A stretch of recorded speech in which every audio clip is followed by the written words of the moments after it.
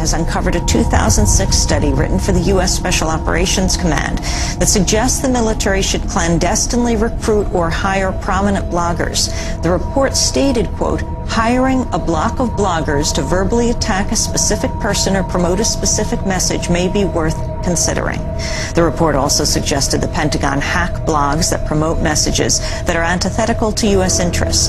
The report stated, quote, hacking the site and subtly changing the messages and data, merely a few words or phrases, may be sufficient to begin destroying the blogger's credibility with the audience.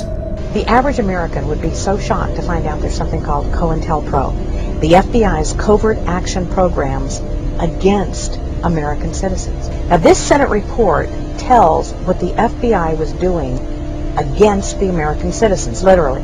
Here's their statement. COINTELPRO began in 1956, in part because of the frustration with the Supreme Court rulings limiting the government's power to proceed overtly against dissident groups. It ended in 1971 with the threat of public exposure. The Bureau conducted, their terms, a sophisticated vigilante operation aimed squarely at preventing the exercise of First Amendment rights of speech and association. COINTELPRO, where they had targeted thousands and thousands of people for investigation based upon no violation of the law, just hunches and suspicions, where they were tracking down Martin Luther King, who had committed no crimes, but they were tapping him, they were covering him, they were on his case all the time, and they were trying to dismantle him as the leader of the civil rights movement. But the fact that this could happen in America, this nation of laws and accountability, and happen over so many years, presidents of both political parties were involved in this. It was a bipartisan thing, and there was a lot of this that the agencies had to explain that were the result, directly or indirectly, of pressure from above. Yes, we were surprised. The FBI set out to neutralize the Black Panther Party any way they could. COINTELPRO was doing its mischief in attempting to pit the two organizations against each other. It got to the points where there was clearly almost a state of war that was existing between the two organizations.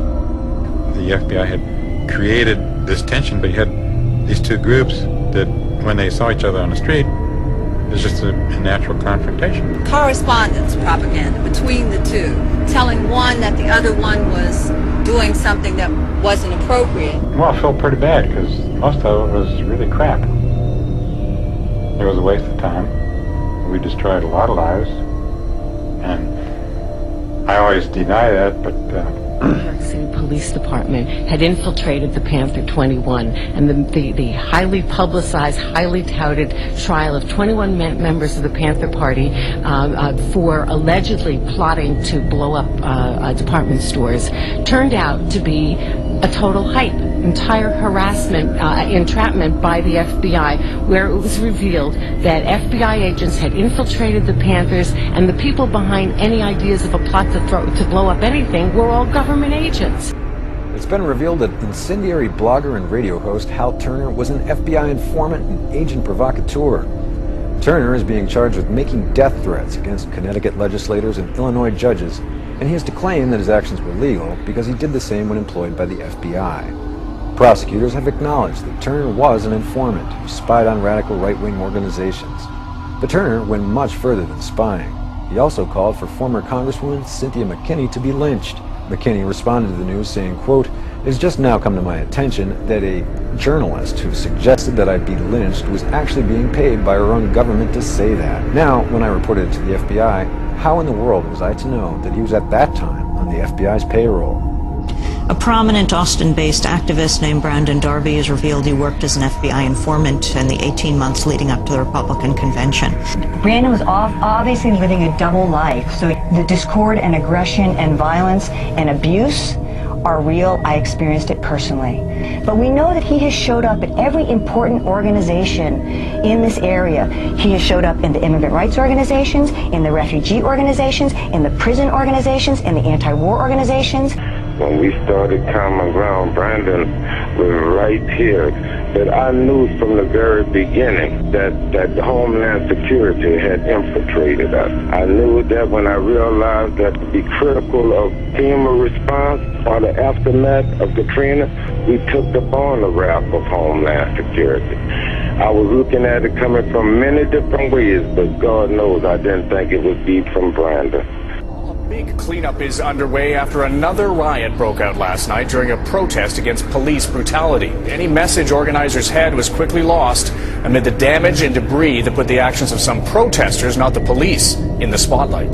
Protest organizers called people to the streets to complain about police brutality. 221 people were arrested. They're blaming police for provoking the protesters and then going overboard.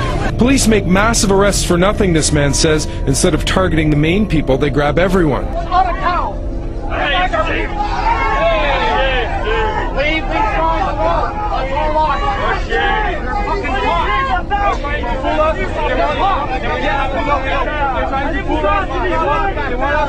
They want us to be aggressive with them.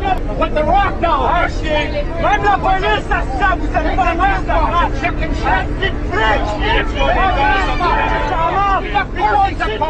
Take your mask off. You're a fucking cop, the three of you. It's a peaceful demonstration. These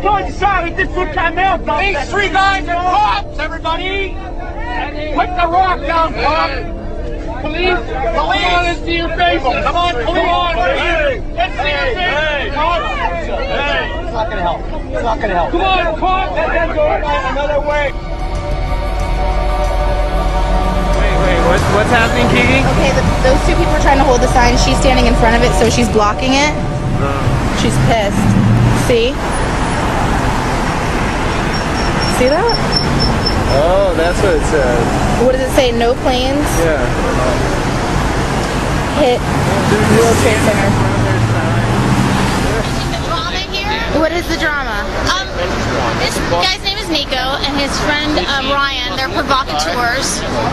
That guy was wearing a dinosaur outfit, a full lizard dinosaur outfit, holding a no planes hit the building sign. So, and standing with our group, trying to make it look like he was with us. So their job is, and I don't know who's paying them, but their job, self-appointed or otherwise, is to make the 9/11 truth movement look crazy.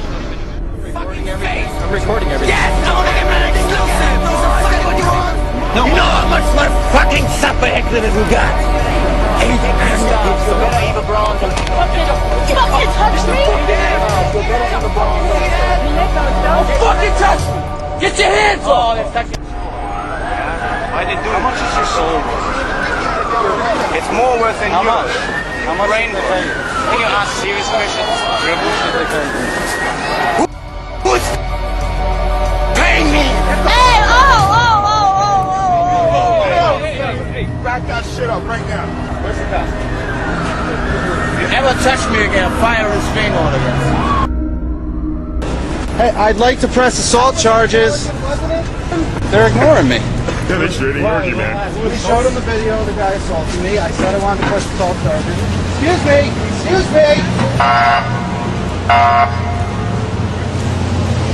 I just stepped up to them to ask them what was going on, and they just walked away from me again. By law, they should have that man in handcuffs. We have the video evidence of him assaulting someone. I lodged a complaint. We have witnesses. I said I want him taken away for assault. Nothing was done. The police just ignored me and just walked away.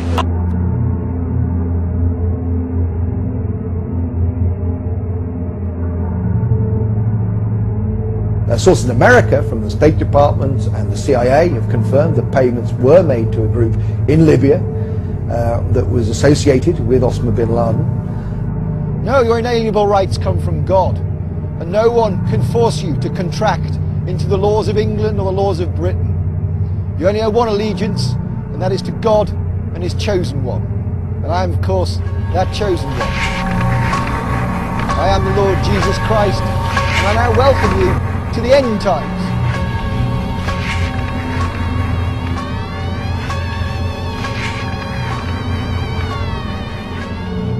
COINTELPRO stands for Counterintelligence Program, primarily run by the FBI as a covert action program against domestic dissidents. The use of infiltration, psychological warfare, harassment through the legal system, and the use of extra-legal force and violence began in the 1950s and is now a permanent feature of U.S. government. Targets included the civil rights movement, the anti-war movement, opposition political parties, and basically any progressive group in American society.